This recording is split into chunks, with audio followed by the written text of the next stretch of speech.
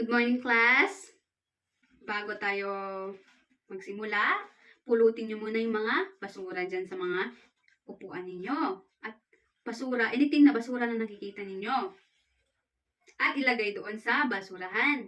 Tapos na ba, mga bata? Ayan. At i-arrange ninyo ang mga upuan ninyo para maayos tignan. Dapat na naka-line siya. Tapos na ba? Ayan. Tapos, tayong lahat. Tayo at tayo ay manalangin. Lord Jesus Christ, thank you again for this day, Apo. Tinika na kami manin, Apo. Ti baro nga pigsami, sa atmi na mapanito school. Thank you, ti baro nga biyag manin, Apo, nga ikamtid kada kami. Kas baro nga sami, Apo, ang balbaliw.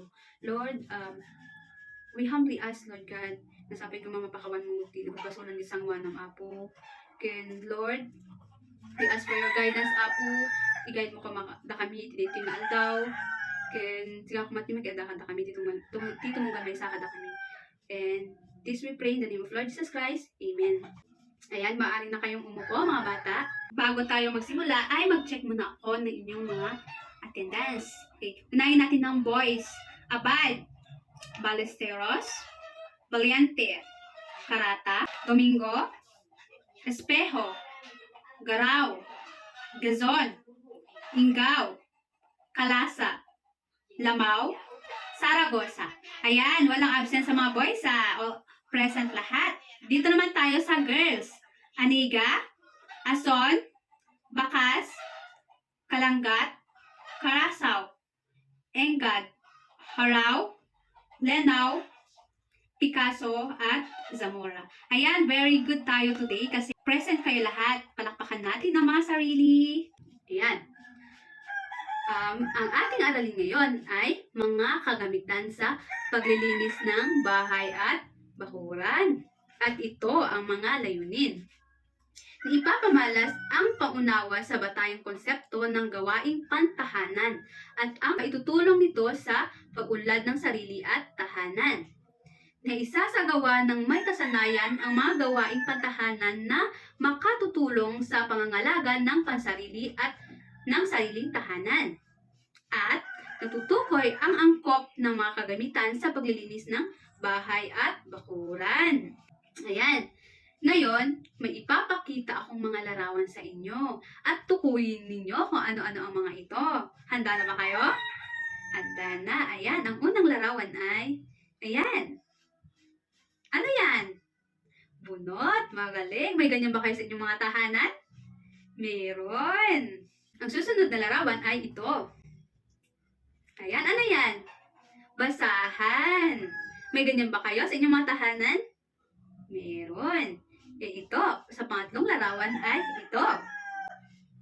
Ano yan? Walis tingting. May ganyan ba kayo sa inyong mga tahanan? Meron. Ito. Ano yan? Walis tambo. May ganyan ba kayo sa inyong mga tahanan? Meron. At ito. Ano yan? Dustpan. Ayan, magaling. May ganyan ba kayo sa inyong mga tahanan? Meron. Ito. Map. May ganyan ba kayo sa inyong mga tahanan? Meron. Ngayon, di ba sinabi nyo naman, sa mga pinakita kong larawan is may ganun kayo sa inyong mga bahay. Anong gamit nito? Anong gamit na mapinakita kong larawan? Panglinis. Magaling. Panlinis daw. Ayan. Yung mga pinakita kong larawan ay panglinis sa bahay at bakuran. Yan ang ating pag-aaralan ngayon. Ayan, makinig kayo ha. At i-discuss ko sa inyo ang mga gamitan sa paglilinis ng bahay at bakuran at mga hakbang sa paglilinis sa loob ng tahanan at mga paraan ng paglilinis ng bakuran. Makinig kayo ha. Yan, ang una ay mga kagamitan sa paglilinis ng bahay. Number 1, walis tambo. Pang-alis ng dumi, kalat at alikabok sa sahig na makinis, semento man o kahoy. Number 2, mop. Ginagamit sa pampunas ng sahig. Number 3, bunot at electric floor polisher. Ginagamit sa pampakintab ng sahig ng kawayan, kahoy o semento. Itong electric floor polisher na ito ay dekuryente ito. Dekuryente na ginagamit sa pampakintab ng semento. Pero ang bunot is common naman sa inyo yan. Alam na ninyo yan. Number 4 ay vacuum cleaner. Ginagamit sa pagsipsip ng alikabok sa carpet at mga unang upholstered. Number 5, basahang basa. Ito ay pangalis ng dumi sa sahig na kahoy at semento. Number 6, basahang tuyo. Pampunas ng mga kasangkapan, lalo na kung ang mga ito ay may syela. Ngayon, dito naman tayo sa mga kagamitan sa paglilinis ng bakuran. Ang una ay walis tingting. Ginagamit ito sa pagwawalis ng magaspang na sahig at mga tuyong dahon. Number 2, bolo. Ginagamit sa pagbubunot ng damong ligaw at pagbungkal sa lupa sa gilid ng halaman. Pero at your age, huwag nyo munang gamitin ito kasi delikado itong bolo na to. May ganyan naman siguro kayo sa inyong mga tahanan, di ba? Meron. Pero kung maaari, huwag nyo munang gamitin kasi delikado ito, knowing na mga bata pa kayo, baka hindi nyo pa alam gamitin. Ayan, number 3, pandakot. Ang gamit ng pandakot ay pandakot ng mga basura. Number 4, basurahan. Ito ay lalagyan ng mga basura or lagayan ng mga basura. Number 5, regaderas. Alam niyo ba yung regaderas? Yung green na larawan, yun yung regaderas. Timba at tabo at hose. Gamit sa pagdidilig ng mga halaman. Number 6, gunting. Gamit sa paggupit ng mga damo, yung dahon at sanga. Itong gunting na ito ay yung malalaking gunting. Hindi siya yung gunting na maliliit. Ayan, dito naman tayo sa mga hakbang sa paglilinis sa loob ng tahanan. May hakbang may hakbang sa paglilinis sa loob ng tahanan. At makinig kayo at itong mga yon. Number 1, mag-umpisa sa kisame.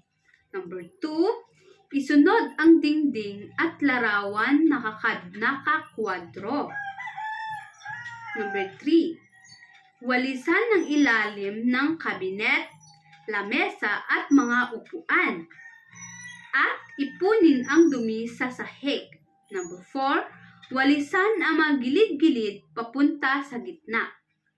Number 5, ilabas ang mga naipong dumi at ilagay sa basurahan sa labas ng bahay. Number 6, uhuli ang pagmamap sa sahig pagkatapos lagyan ng floor wax. Number 7, punasan ang mga mesa, upuan, at iba pang gamit pagkatapos ng pagwawalis at pagbubunot. Dito naman tayo sa mga paraan ng paglilinis ng bakuran. Una ay ugaliin ang pagwawalis sa loob ng bakuran. Tapat ko, linis ko. Number 2, diligan ang mga halaman araw-araw. Paminsan-minsan, lagyan ito ng patabang organiko at bungkalin ang lupa sa paligid ng halaman. Number 3, gupitin din ang mga halaman kung kailangan upang gumanda ang hugis at haba ng mga sanga at maging malusog ang mga halaman. Number 4, kung magtatapon ng basura, paghiwalayin ang nabubulok at hindi nabubulok. Number 5, kinakailangan takpan ng mga basurahan upang hindi pamugaran ng daga, langaw, ipis at iba pang mga insekto. Number 6, bunutin ang mga damong ligaw hanggang sa mga ugat upang hindi tumubo ang mga ito. Number 7, siguraduhin ang mga kanal o daluyan ng tubig ay dumadaloy ng tuloy-tuloy upang hindi pamahayan ng mga lamok at upang makaiwas sa sakit na dengue. Ayan. May mga tanong ba kayo? Naintindihan ninyo yung aking diniscuss kanina? Or naintindihan ninyo yung ating arilin ngayon? Ayan, wag kayong mahiyang magtanong sa akin kung hindi ninyo naintindihan. Ngayon, tatanungin ko kayo. Naintindihan ba ninyo? Oo. Ayan. Kung naintindihan ninyo, may gagawin kayo. Pangkatang gawain ito. 2 groups. Gagawin natin ay Itong side na to ay group 1, itong side na to ay group 2, kayong magkakasama. Makinig kayo sa instruction. Group 1, makinig kayo sa inyong gagawin. Isulat ang bilang 1 hanggang 5 na patlang ayon sa wastong pagkasunod-sunod ng mahakbang sa paglilinis ng bahay o tahanan. Ayan. Kung nakinig kayo kanina, may sinabi ako doon kung ano yung pagkasunod-sunod ng mga hakbang sa paglilinis ng bahay. Yung sinabi ko kanina. Dito sa 1 to 7 ay kung ano yung una dyan, lagyan ninyo ng 1. Kung anong pangalawa, 2, 3, 4, 5, 6, 7 hanggang 7 yan. Ayan. May tanong ba kayo, group 1? Wala. Kayo naman, group 2, makinig kayo ha sa panuto. Isulat ang check kung ang mga sumusunod ay tumutukoy sa paraan ng paglilinis ng bakuran. At isulat naman ang X or X kung ang sumusunod ay hindi tumutukoy sa paraan ng paglilinis ng bakuran. Isulat nyo lang yung X or check. Check nyo kung ito ay tumutukoy sa paraan ng paglilinis ng bakuran, ha? X naman kapag hindi ito tumutukoy sa paraan ng paglilinis ng bakuran. Ayan, naintindihan na ninyo? May ibibigay ako sa inyong worksheet. At dito kayo sumagot para makafocus kayo. Ayan. Group 1, kunin yung papel ninyo. Group 2, kunin nyo yung papel ninyo. Ayan. Magsimula na kayong sumagot sa inyong mga gawain. Maaari ko na bang i-kolekta yung mga papel? Ayan, group 1, group 2. Ngayon, sagutan natin ang inyong mga gawain. Okay, group 1 muna tayo. Sagutan natin yung group 1. Ano yung una dyan? Number 4. Ayan. Mag-umpisa sa kisame yung una dyan. Ano yung number 2? Isunod ang dingding at larawan, naka-4. Ayan, magaling. Ano yung number 3? Walisan ang ilalim ng kabinet, lamesa at upuan at ipunin ang dumi sa sahig. Ayan, ano naman yung pang-4? Walisan ang mga gilid-gilid papunta sa gitna. Magaling. Ano naman yung pang-5? Ilabas ang mga naipong dumi at ilagay sa basurahan sa labas ng bahay. Magaling. Ano naman yung pang-6? Ihuli ang pagmamap sa sahig. Pagkatapos, lagyan ng floor wax. Magaling. Ano naman yung last or number 7? Punasan ang mga mesa, upuan, bintana at iba pang gamit pagkatapos ng pagwawalis at pagbubunot. Magaling mga bata. Ayan, magaling group 1. Palakpakan natin ang group 1. Ayan. Dito naman tayo sa group 2. Isulat ang check kung ang sumusunod ay tumutukoy sa paraan ng paglilinis ng bakuran. At isulat naman ang X kung ang mga sumusunod ay hindi tumutukoy sa paraan ng paglilinis ng bakuran. Number 1. Diligan ang mga halaman araw-araw. Paminsan-minsan, lagyan ito ng patabang organiko at bungkalin ang mga lupa sa paligid ng halaman. Check or X? Check, magaling. Number 2. Punasan ang mga mesa, upuan, bintana at iba pang gamit pagkatapos ng pagwawalis at pagbubunot. X, ayan, X kasi ito ay hakbang sa paglilinis ng bahay. Hindi ito paglilinis ng bakuran. Number 3. Mag-mop ng sahig pagkatapos lagyan ng floor wax. X din. Bakit X? Very good kasi X kasi ito ay paraan ng paglilinis ng bahay. Number 4. Punutin ang mga damong ligaw hanggang sa mga ugat upang hindi tumubo ang mga ito. Check. Magaling. Siguraduhin ang mga kanal o daluyan ng tubig ay dumadaloy ng tuloy-tuloy upang hindi pamahayan ng malamok at upang makaiwas sa sakit na dengue. Check. Magaling. Number 6. Kung magtapon ng basura, paghiwalayin ang nabubulok at hindi nabubulok. Check. Magaling. Magwalis sa ilalim ng kabinet. X. Bakit X? Kasi ito ay paraan ng paglilinis ng bahay. Number 8. Ugaliin ang pagwawalis sa loob ng bakuran. Tapat ko, linis ko. Check. Magaling. Number 9. Gupitin ang mga halaman kung kinakailangan upang gumanda ang hugis at haba ng mga sanga at maging malusog ang mga halaman.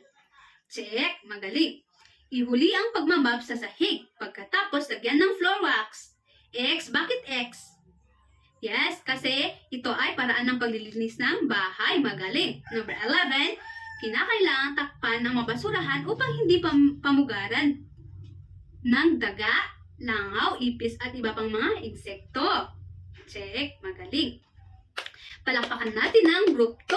Ngayon naman, at palakpakan natin ang ating mga sarili dahil nagawa ninyo ang isang activity. Ngayon naman, ang susunod ay by pair. Okay, humanap kayo ng inyong kapareha at sagutan ito. Humanap muna kayo bago ko i-explain sa inyo kung yung instruction. Tapos na ba, mga bata? Ayan, nakahanap na kayo. Magbigay ng kagamitang panlinis sa bakuran at kagamitang panlinis sa bahay na meron sa inyong bahay. Ayan, magbigay kayo ng kagamitang panlinis sa bakuran at kagamitang panlinis sa bahay na meron kayo sa inyong bahay. Kahit ano. Kahit ano.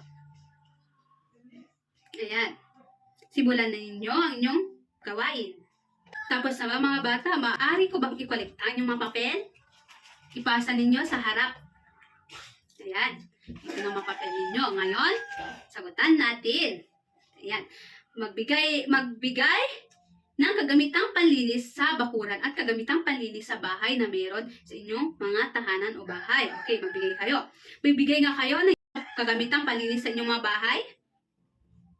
Lampaso or bunot. Ano pa? Magaling. Map. Magaling. Ano pa? Walis tambo. Ayan, magaling. Ano pa?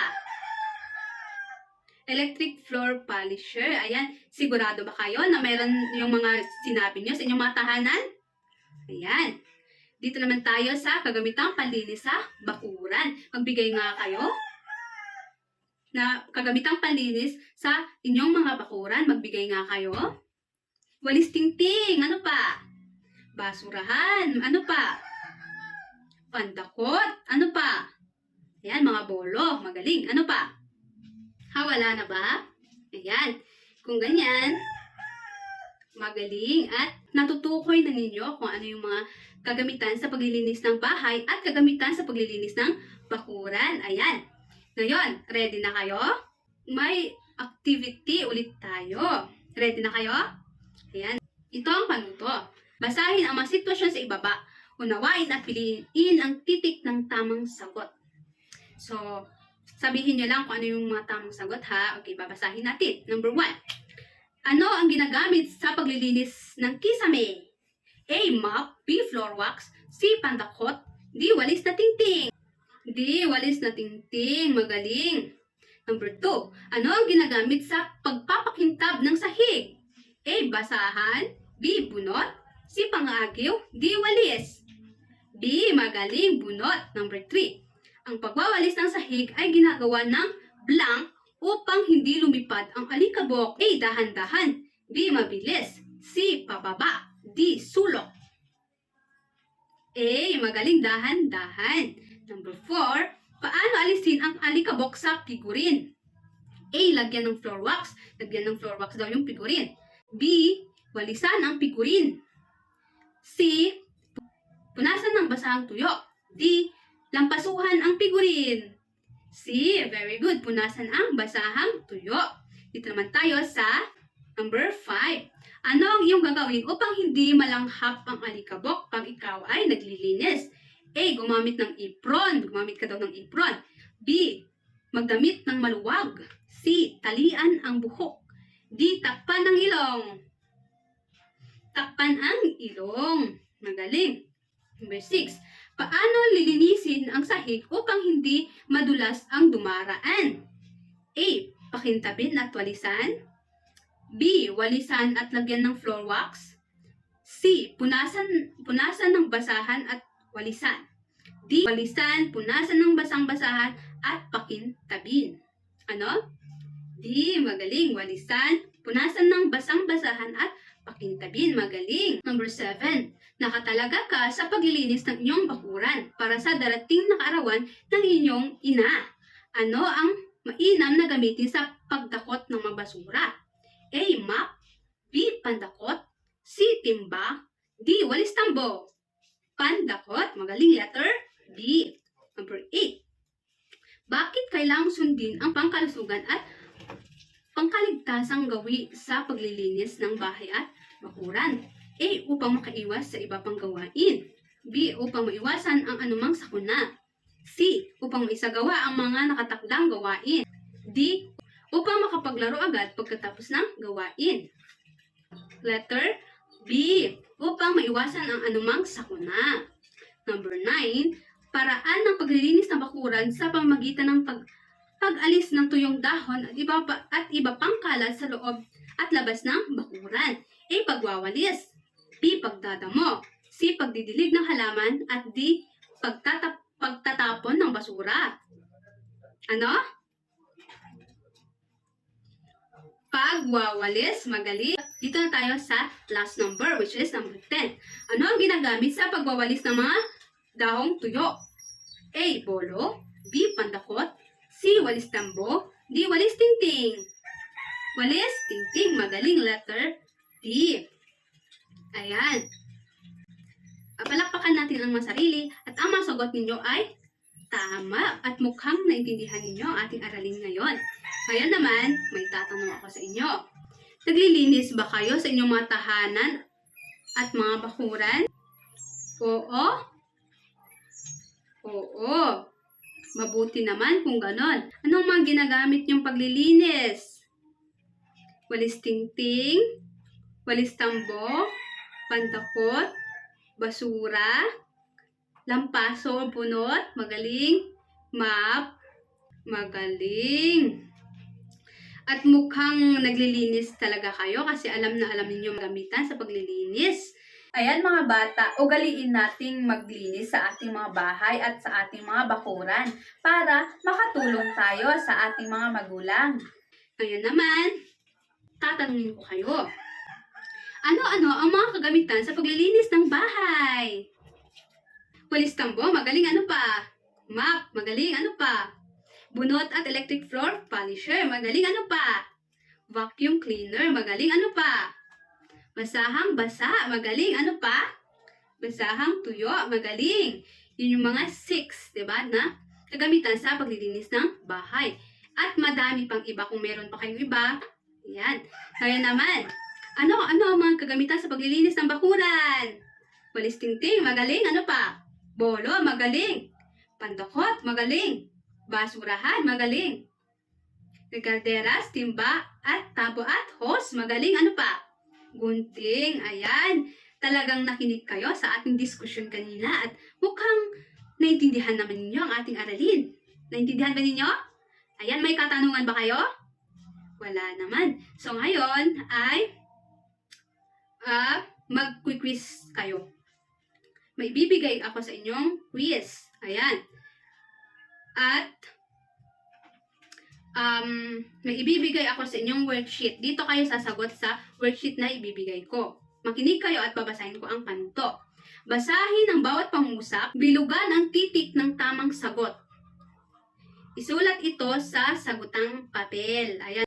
Yan ay gawain 1. Dito naman tayo sa gawain 2. Piliin sa loob ng kahon ang tamang sagot at isulat sa sagutang papel. So, yung mga sagot dyan ay dito lang kayo pipili sa mga kahon. Ayan. Ngayon, may ibibigay ako sa inyong worksheet sa inyo. At, i-distribute yung worksheet na to, dito na kayo sasagot. Ayan. Kuha lang kayo dito na line. Ayan. Ayan, simulan na ninyong sumagot. Okay, maaari ko na bang i-collectan yung mga papel? Tapos na ba kayo? Tapos na. Ayan, pakipasa dito sa harap yung mga papel ninyo. Ngayon, may ibibigay ako sa inyong assignment. At makinig kayo sa panuto. Sa tulong ng iyong mga magulang o kapatid, gawin ang wastong paglilinis ng inyong bakuran at bahay. Sundin ang sumusunod na pamantayan. Sa pamamagitan ng scored card, lagyan ang check ang antas ng pagmamarka. Ganito ang gawin ninyo. For example, sa pagwawalis sa paligid ng bakuran, magwalis kayo sa paligid ng bakuran. Tapos, hayaan yung i-score kayo ng, it's either yung mama ninyo, papa ninyo, kapatid ninyo, ganyan. pumili lang kayo sa kanila kung sino mag-i-score sa inyo. At i-check nila kung maganda ba yung pagwawalis mo. I-check nila kung magaling.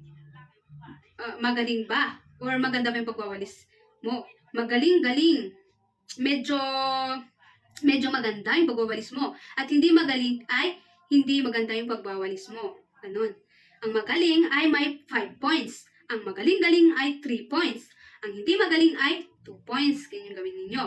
Gawin ninyo ang pagwawalis sa paligid ng bakuran, pag-aayos ng halaman, pagbubunot ng damo, pagwawalis sa loob ng bahay, pag-aalis ng alikabok, at paglalampasan ng sahig. At hayaan nyo i-score kayo ng kahit anong miyembro ng inyong pamilya. Ayan, naintindihan na ninyo?